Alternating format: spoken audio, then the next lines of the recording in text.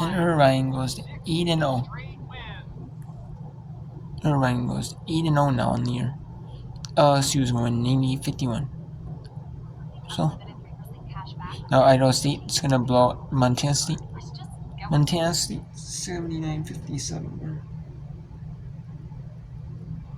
Montana State is 7 and was trying to go for 7-0, but they lose that untelevised game.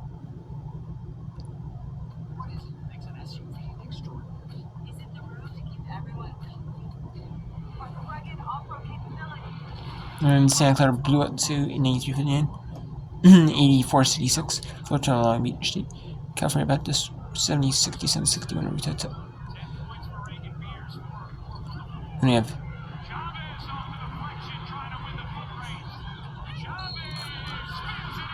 we have let's go to Portland and LMU. Which one's bigger? 5-2 Portland and LMU.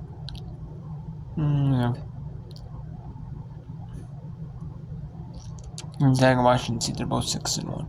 LMU's actually up 7. I mean, we haven't gotten to Diego and San Diego and San Francisco though. But that game only has like 5 seconds left now. Yeah, 2. That has like 5 cents, but they're down 2. But Diego is down 2. That'd be a big win for against San Francisco.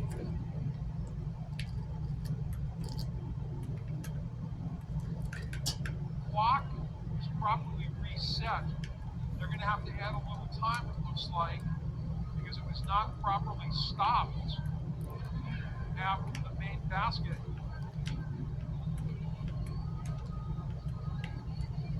By Ray. Ray's got 27. The officials can go frame by frame and look at the clock, and they see the clock and the shot timer numbers up on the screen when they look at the replay. And this is going to be a really important call,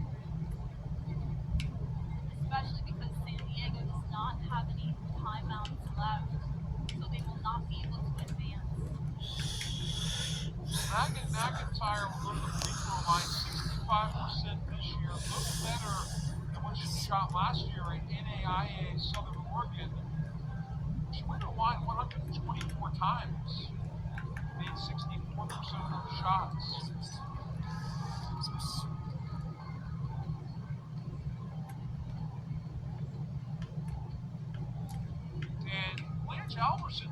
timeouts for San Diego. She gets a free one right here while they work out the clock situation. But if you think about icing a shooter, this is essentially a deep discount timeout for San Diego. So Tyler Trimble, you see him on the right of your screen.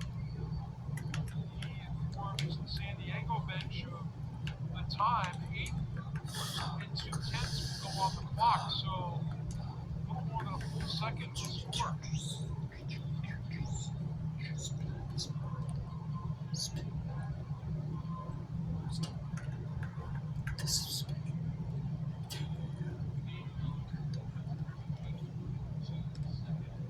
There you hear Joe Halsey in the background explaining what's going on to the spectators. And McIntyre can help put it on ice if she makes the second. Biggest free throw of her time so far at San Francisco. And it's a 4-point game. Ray pushing, 6 seconds. Rhodes got to shoot it now. And you can cue up Midnight Irene. The Dons are on the victory. San Francisco sweeps the season series against the Toreros. And it wasn't pretty, Sophia, but it counts.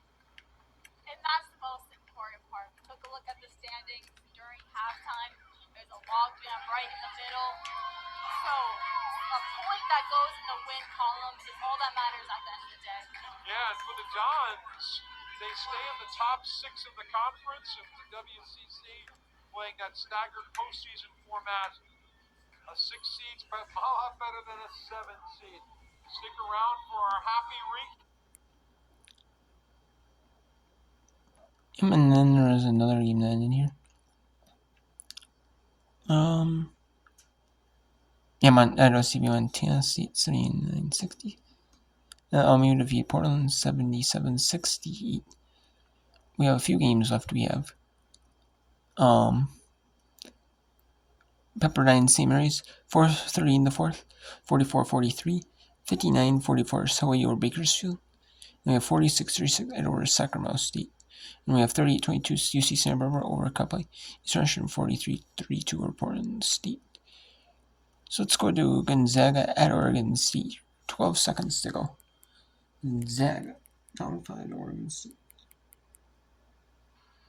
Can complete the 3-point play. No, it's already 3-point lead. Oregon State. One timeout left. A career high 31 points for Whitaker. Can she make it 32? You bet she can. Wow. Oregon State's going to call their last timeout. That's her career. Whitaker's career high 32 points. You got to get the ball in if you're Her good college career high. Quick steal, go the other way. They are out of timeouts after this. Both squads are done. But it's all about getting that ball in and securing it, being strong, and then taking the foul.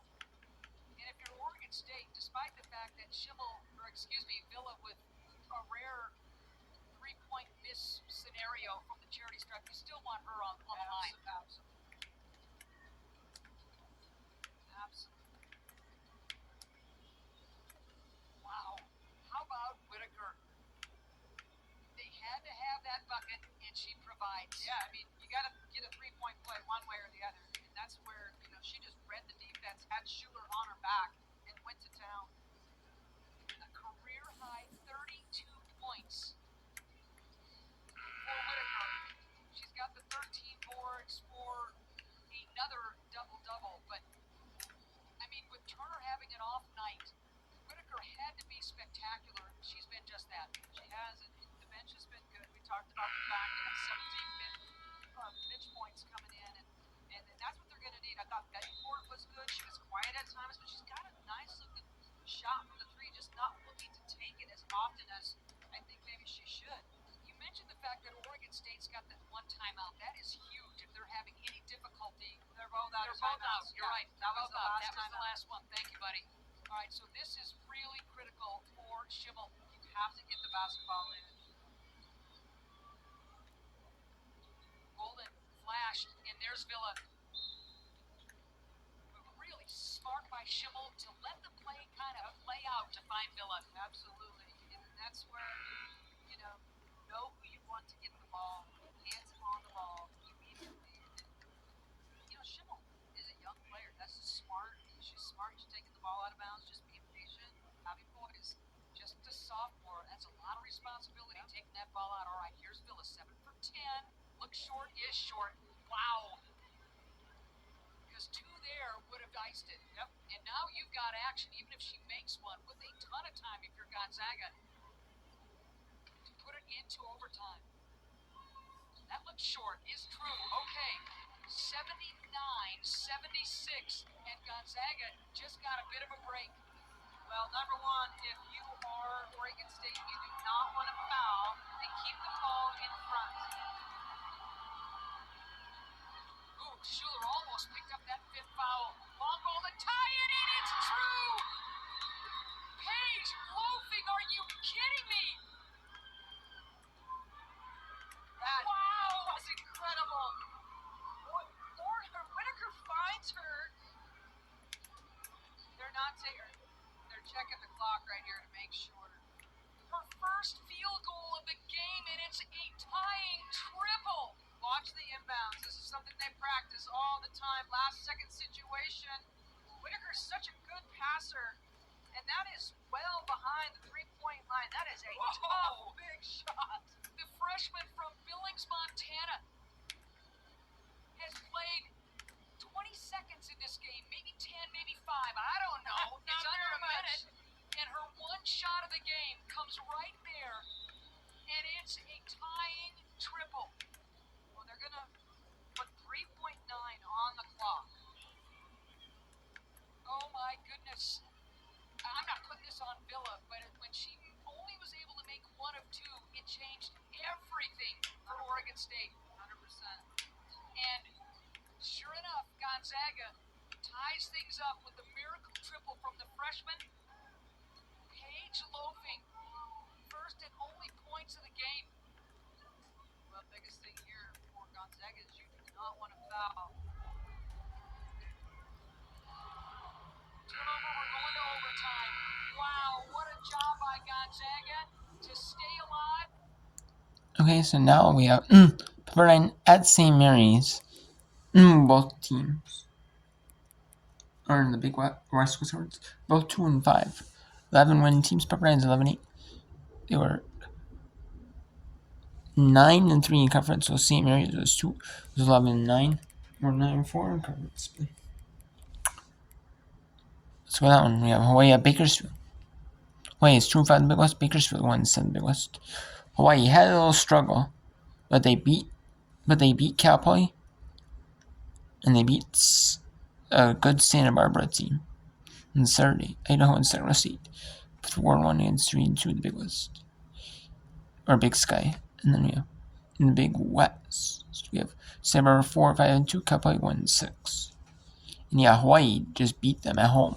Yes, granted they were both in home this week, Thursday, Saturday, but still 2 solid wins for Hawaii. Let's go to now Pepperdine St. Mary's. A minute 28 to go.